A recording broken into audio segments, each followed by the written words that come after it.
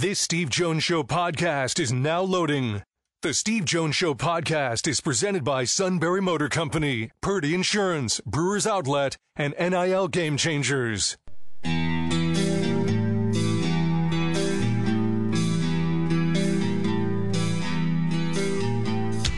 Bringing you an in-depth look at Penn State sports and more. This is the Steve Jones Show on News Radio 1070 WKOK.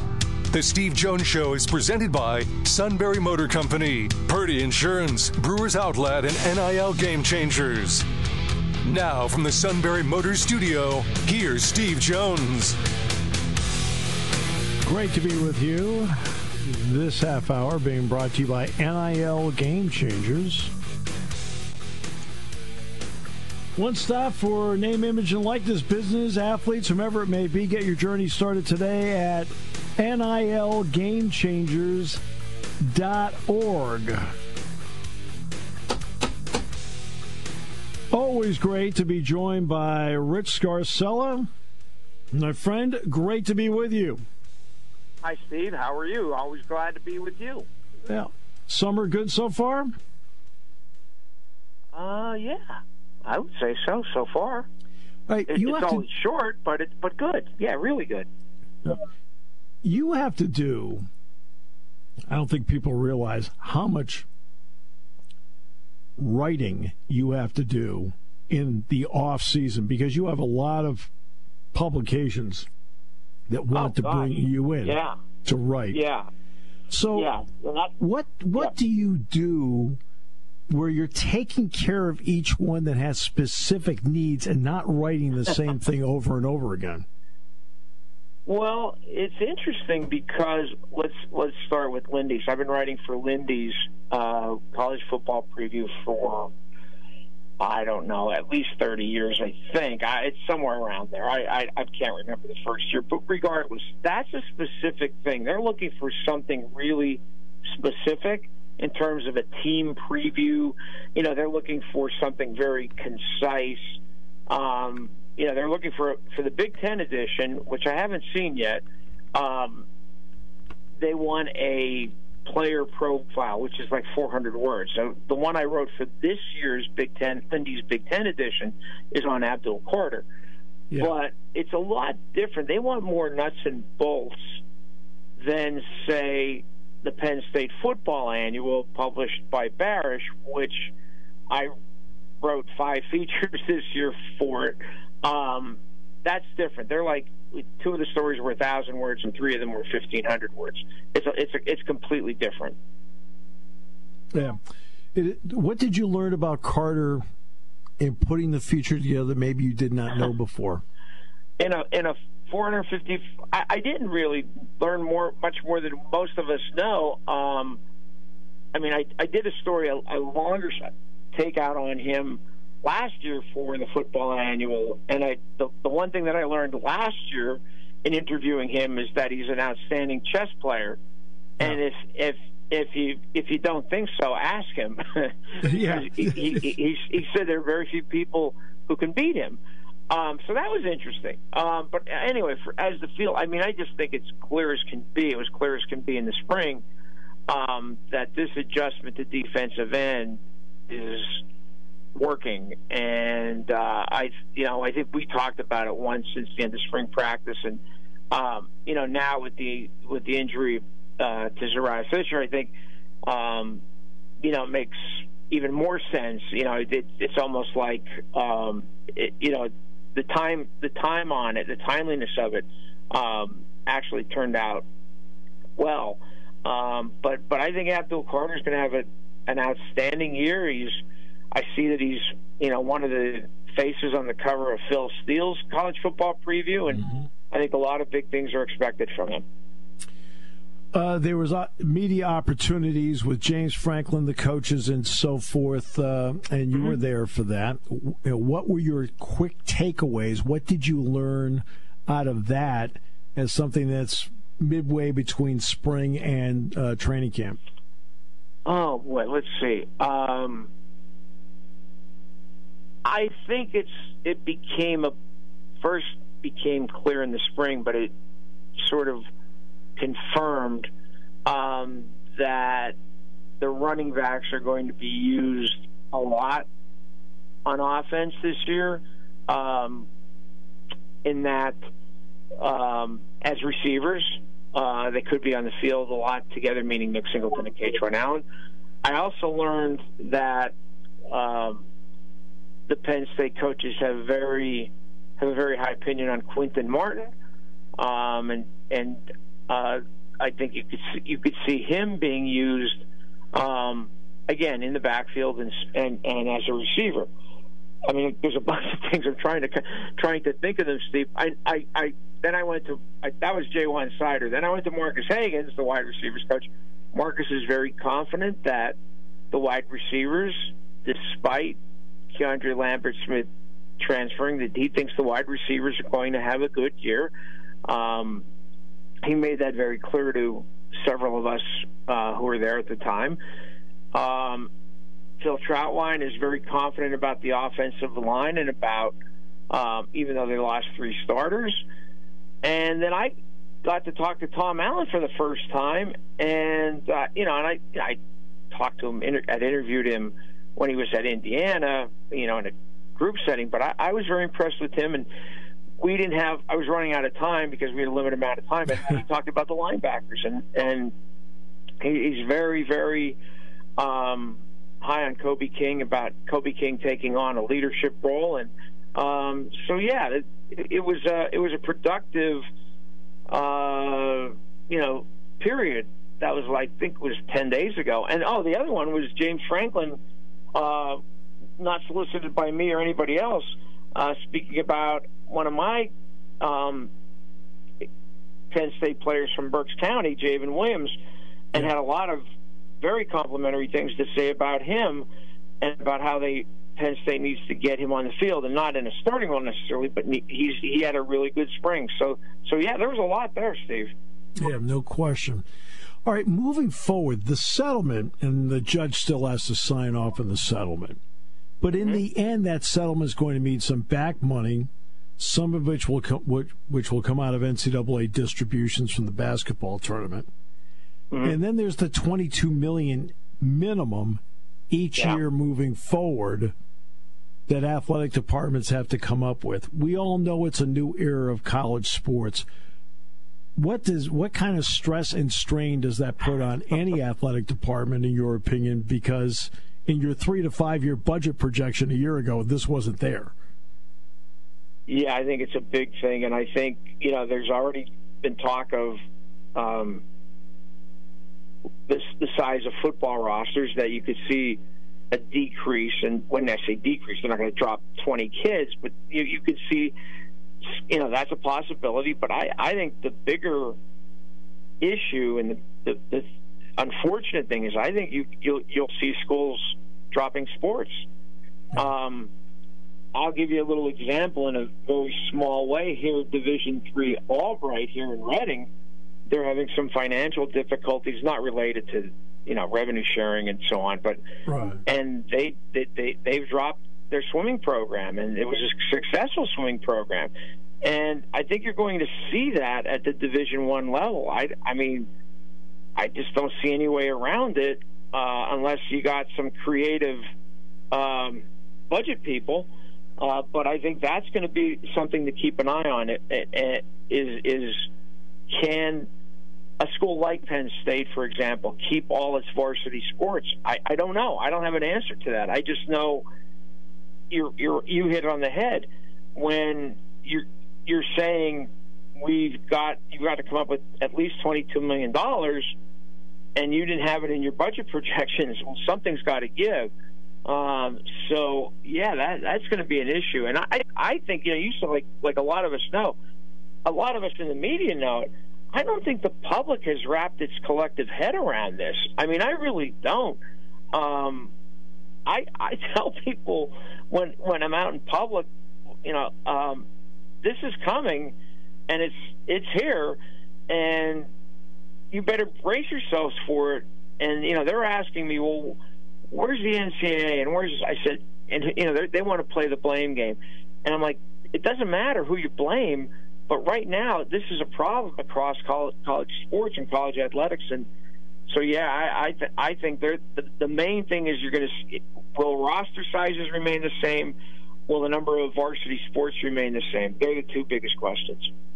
Well, I mean, I've gone out speaking, and of course, people say, "Well, this is completely different," and they'll talk about the NCAA players. I said, this is court mandated. Yep. So this is not Penn State mandated. This isn't NCAA mandated. This is a court settlement. In other words, they didn't settle. It was going to be triple the number. I said, and at that point, you've got athletic departments completely going out of business because they can't afford that. Yeah. I mean, you're seeing schools close. I mean, that's the other thing. I mean, that's the drastic, the end of it. And I just think, like, I just don't think the general public is aware of it. And even, college football fans in general, college basketball fans and so on, I just don't think they're aware of what's going to happen or could happen. Well, what could happen is that sports might not be dropped, but they may be redesignated as club sports, so they're no longer going to be varsity NCAA sports. I'm not saying that's happening here, but right. That is something I would look at. And if you start seeing that in athletic departments, that there's a transition of certain sports to the club level, that will tell you what's going on financially. That, to me, is a tip-off. Yeah, but you're actually dropping the sport. I mean, it's going to become club, but you're dropping it as a varsity sport. So it's going to be, it's going to be dramatic and it's going to be impactful. And like I said, I just don't think the general public is ready for this. Like, I don't think they're aware of this, what's going on.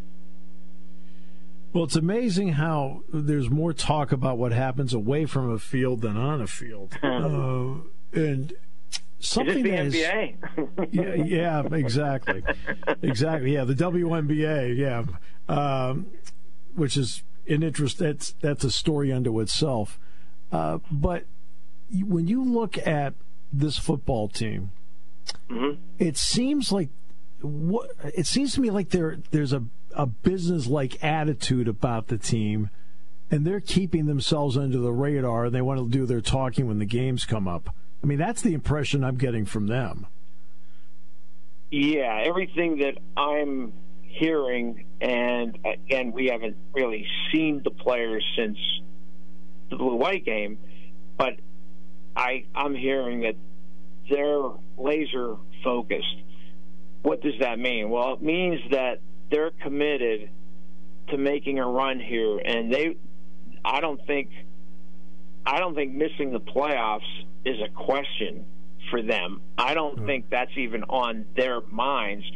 They want not only make the playoffs, they want to make a run in the playoffs. And everything that I hear is just like, just completely laser focused on the task at hand, and that's this season. And it's not a perfect team. It's not, it has flaws, but so do a lot of other teams.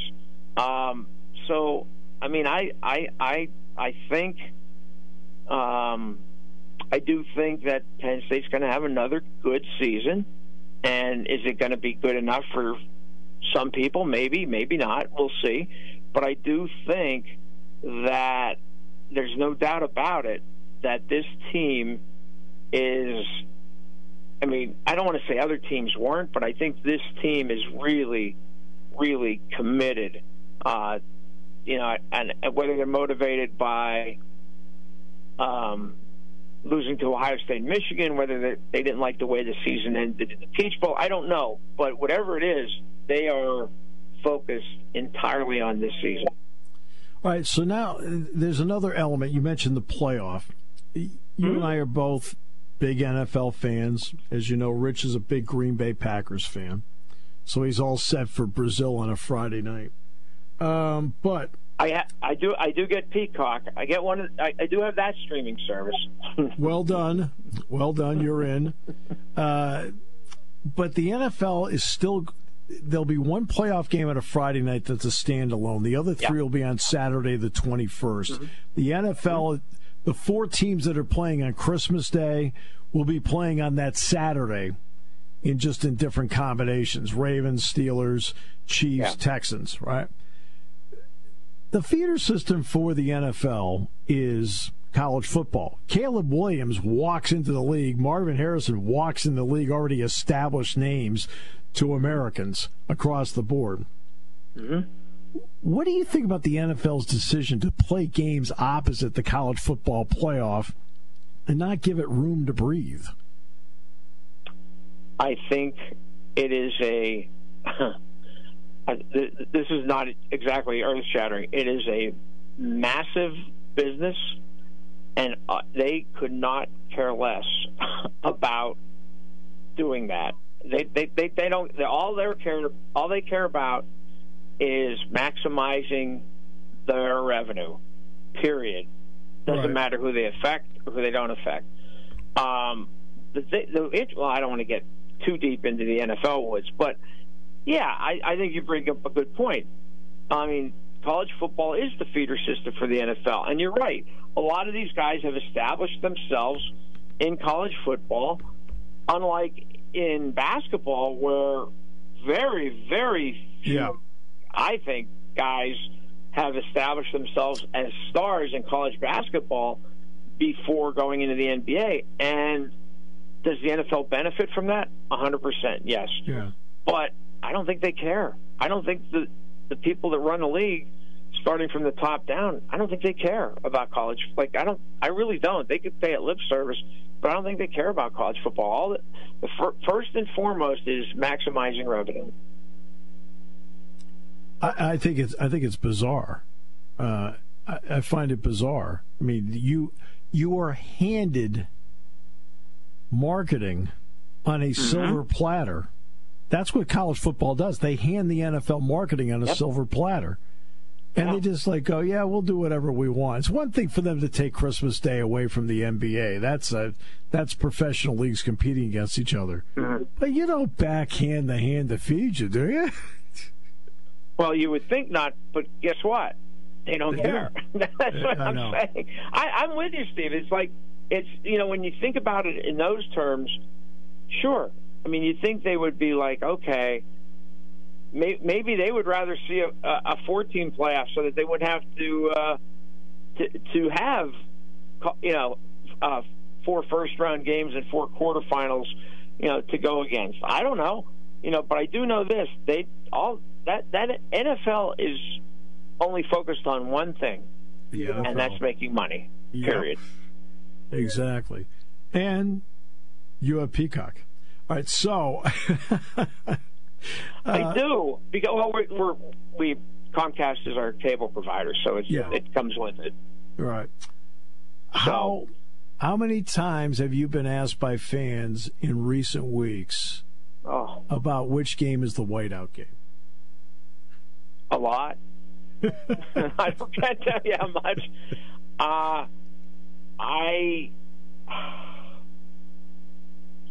I hate to sound like one of those fuddy-duddies. Honestly, whenever the whiteout is, it's the whiteout is for me. Okay, right. It's like it honestly doesn't matter that much to me personally. All right. Having said that, it's a massive event. It's a TV show, but you also have to remember, not you, the public, Penn State fans, that Fox, CBS, and NBC, Fox on top, they're paying a lot of money for rights fees. And if it's Fox's turn to do the Ohio State game and they think they're going to get great ratings at 12 o'clock, yep. What are you going to say? You can't. They're paying a lot of money to the Big Ten to do their games. I understand the fans' disappointment. I do. I get it. I know Penn State is trying its hardest to come up with a solution. I I just think at the end, if Fox has the leverage on this, if it's their turn, they're going to pick Ohio State, Penn State as their big noon kickoff. But is it right? I don't know if it's right or wrong, but they're paying a lot of money to have that choice. Well, let's break this down quickly by ratings, sure. And this is something a lot of fans don't realize. Yeah. Of the top 15 most viewed games last season in college football, 7 of the 15 were at noon. Yeah. Yeah, you can't argue. I mean, that's what you got. I mean, 7 of the top 15 games were at noon. All right. Yeah. So you can understand why Fox wants to have the Penn State-Ohio State game on at noon. I get it. I understand that. How many times have you been asked about the whiteout? No. Every time I turn around, right? And people, and I just say, look, I don't know. I said, I usually find out about 10 minutes before you do, so I'm not sure. Rich, always a pleasure. I don't care, off-season, in-season. Thank you so much for your time. Anytime, Steve. Always a pleasure for me as well. Thanks. The great Rich Scarcella. All right. We'll take a break. This half hour brought to you by NIL Game Changers. Your destination for name, image, and likeness opportunities, business, athletes. They handle it all at nilgamechangers.org here on News Radio 1070 WKOK.